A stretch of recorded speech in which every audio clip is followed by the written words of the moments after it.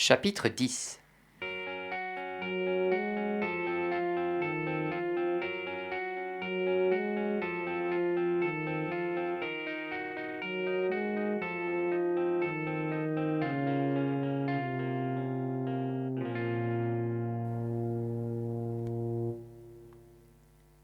Il se trouvait dans la région des astéroïdes 325, 326, 327, 328, 329 et 330.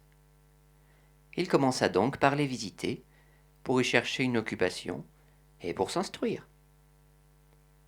Le premier était habité par un roi.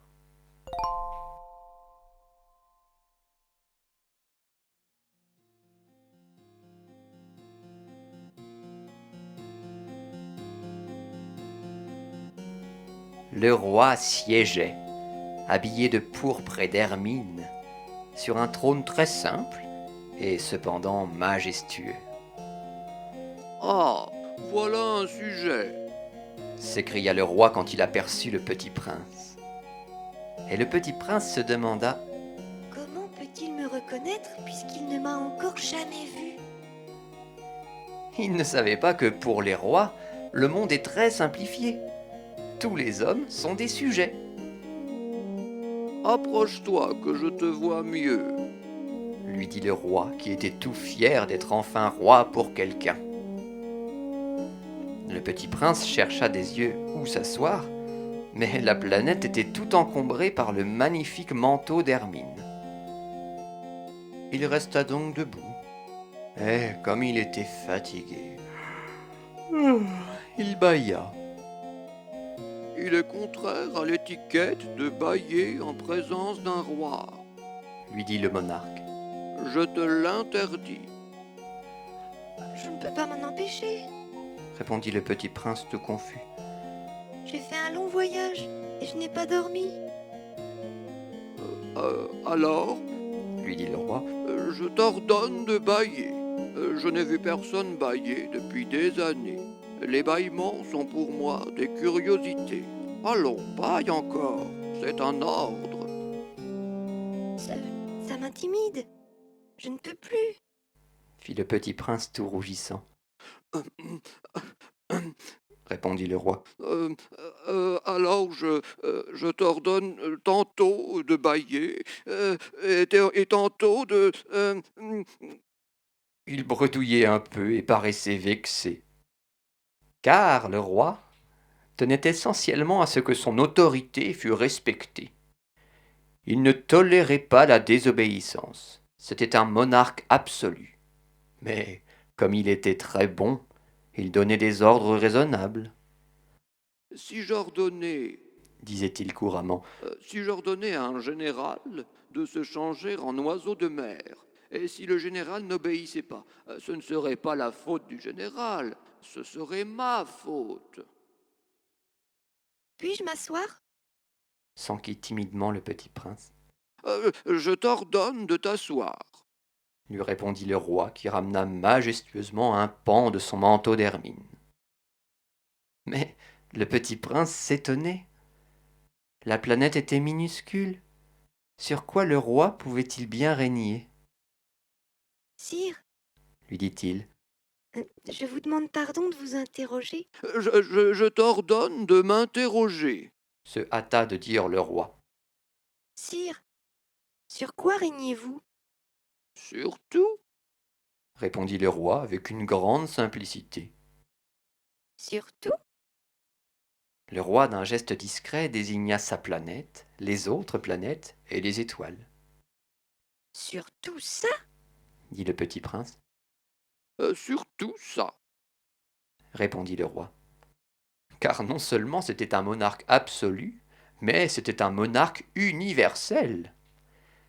Et les étoiles vous obéissent? Bien sûr, lui dit le roi. Elles obéissent aussitôt. Je ne tolère pas l'indiscipline. Un tel pouvoir émerveilla le petit prince.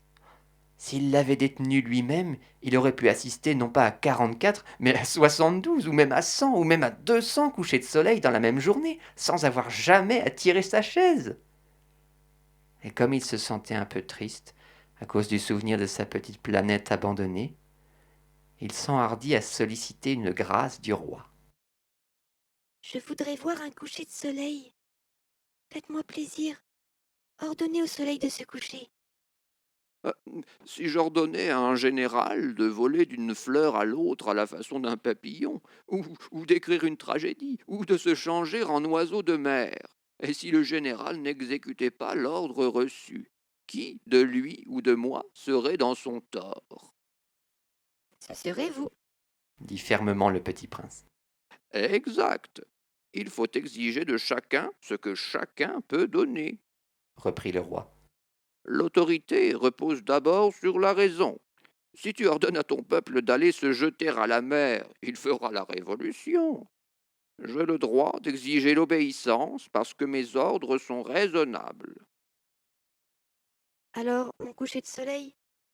Rappela le petit prince qui jamais n'oubliait une question une fois qu'il l'avait posée. Ton coucher de soleil, tu l'auras. Je l'exigerai. Mais j'attendrai dans ma science du gouvernement que les conditions soient favorables. Quand ça sera-t-il? S'informa le petit prince. Hum, hum, Lui répondit le roi, qui consulta d'abord un gros calendrier. hum, hum, Ce sera ce sera ce soir, vers 7h40. Et tu verras comme je suis bien obéi. Le petit prince bâilla. Il regrettait son coucher de soleil manqué. Et puis il s'ennuyait déjà un peu, Je n'ai plus rien à faire ici. dit-il au roi. Je vais repartir. Ne pars pas. Répondit le roi qui était si fier d'avoir un sujet. Ne pars pas. Je te fais ministre Ministre de quoi? de la justice. Mais il n'y a personne à juger. On ne sait pas. Lui dit le roi. Je n'ai pas fait encore le tour de mon royaume. Je suis très vieux, je n'ai pas de place pour un carrosse et ça me fatigue de marcher. Oh, mais j'ai déjà vu. Dit le petit prince qui se pencha pour jeter encore un coup d'œil sur l'autre côté de la planète. Il n'y a personne là-bas non plus. Tu te jugeras donc toi-même. Lui répondit le roi. C'est le plus difficile. Il est bien plus difficile de se juger soi-même que de juger autrui.